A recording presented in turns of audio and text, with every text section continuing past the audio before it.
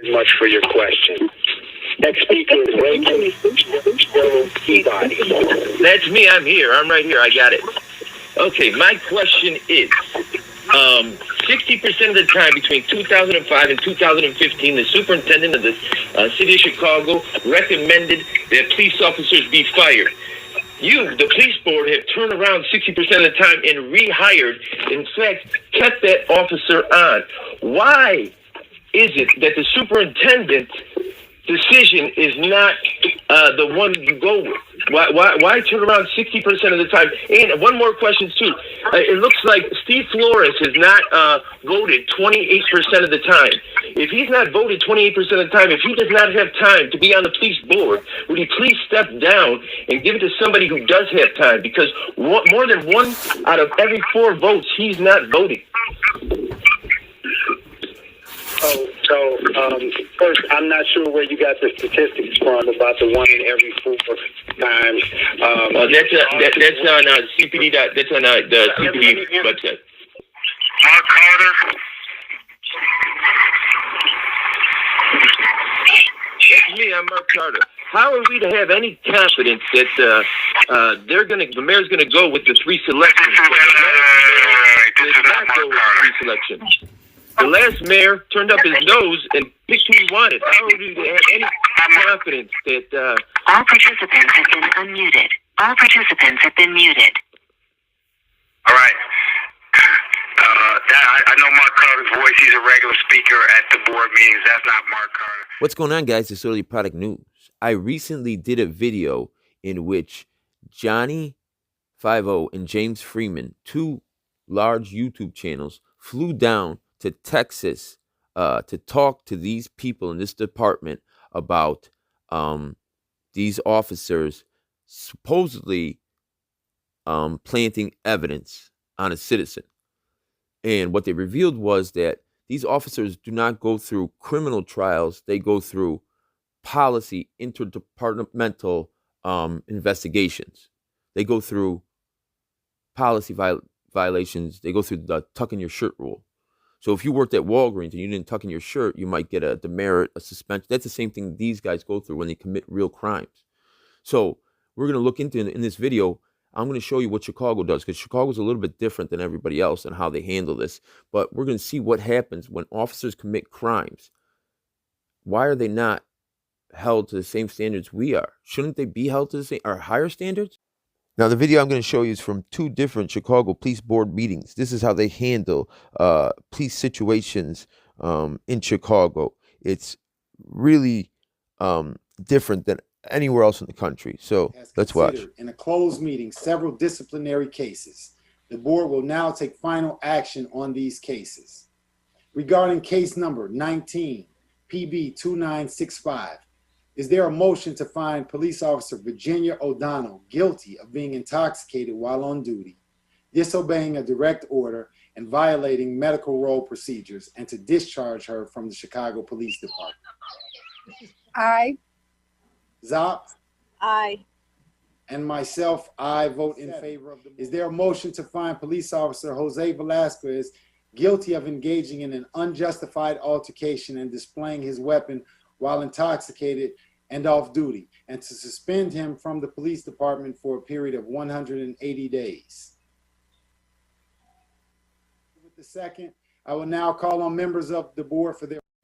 So they're deciding on whether an officer who brandished his weapon while he was inebriated should keep his job. That's a criminal offense. He should have been arrested. There's a judge on this 9-member panel, the Police Oversight Board.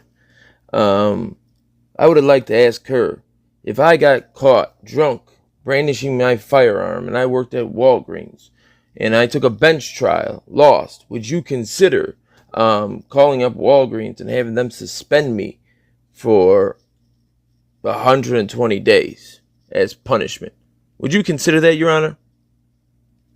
I obviously do not know all the elements of the case, but if I had to pick out a law that's most applicable to what he described, it would be aggravated unlawful use of a weapon. But the board has not voted yet, so let's go back and see how they vote. Wolf, This is Paula Wolf. I vote against the motion. I vote to discharge the officer from the department. Crowell, Aye. Edie, Aye. Flores, Aye. Montez, Aye. O'Malley, Aye. Sweeney, Aye. Zop, Aye. and I vote against the motion.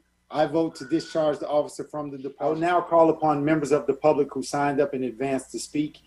Each speaker, Brad Redrick. Yes, good evening, and thank you to the police board for letting us speak. Welcome to Superintendent Brown. I want to piggyback a little bit on a problem that was mentioned earlier about this midnight block party caravan that's going on. It's been moving around. The behavior that was described, what was left out was that we have strippers that have been unemployed by the, and so that's part of the activity. There's, money being made.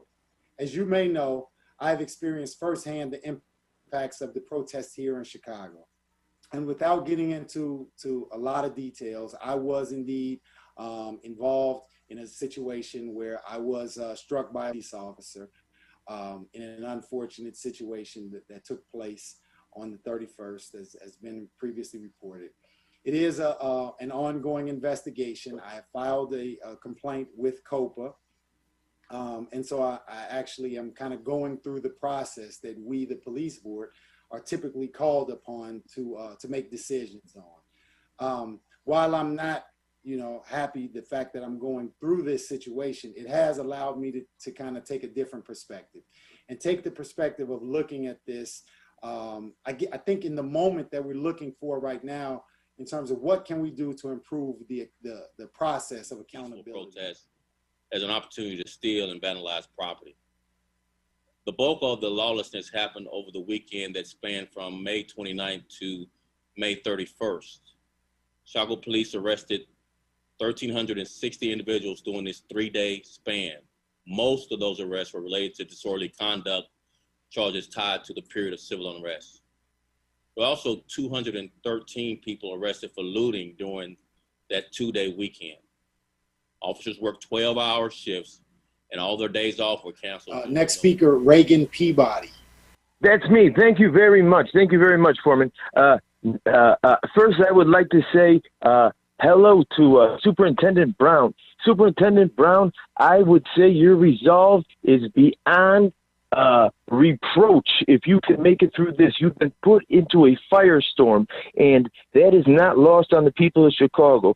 You were put into a mess that we have never seen before. Second of all, I would like to congratulate the chairman and the co-chairman, Wolf.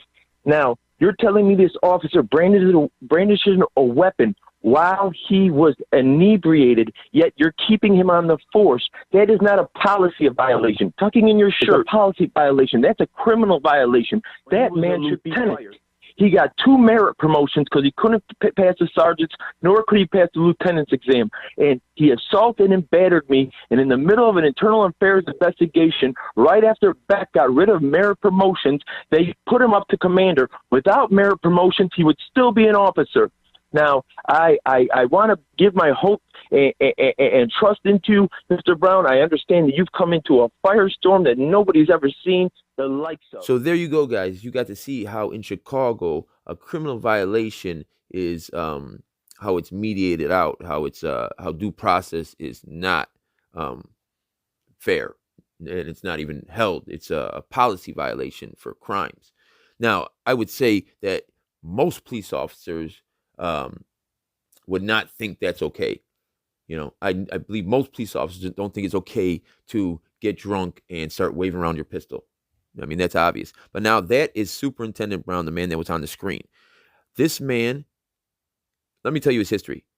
So his son killed a civilian and a police officer while he was the Dallas police chief. His son was then killed by a police officer. His brother was killed in Phoenix or in Arizona, I believe it was Phoenix, by drug dealers. His partner and best friend was killed on duty. He was in a position where he came and he analyzed murder scenes and he saw his glasses and he knew who the person was that died. Now, when his son was killed, and his son killed 2 people, let's remember that was on Father's Day. Now, let's read this article. His son was not killed in Dallas. He was killed in Lancaster, Texas, outside of Dallas. It wasn't the first time Humphrey, who was once the police chief in Lancaster, a suburb of Dallas, had seen Brown step up under painful circumstances. In June 2010, Brown was only 7 weeks into his new position as chief when his son, who bore his name, killed a Lancaster police officer and another man before fatally shot more than a dozen times. It was Father's Day, Humphrey said. But even as Brown mourned his 27-year-old son, a young man who struggled with mental illness, Brown asked Humphrey for his help. Superintendent Brown eventually lost his job as Dallas police chief after the political fallout in which several officers were killed by gunmen, and they had, for the first time ever, a robot detonating explosive to kill the gunman. He was blamed for that. So I want to make that clear. But that's how things happen in Chicago. The police chief only gets, or the superintendent he's called, but he is the police chief. He only gets a recommendation, and those 9-member board members decide. I want you to leave your comments below and tell me what you think about that. My name is The Story Project News, wishing you and yours a very safe and happy rest of the work week. Good night.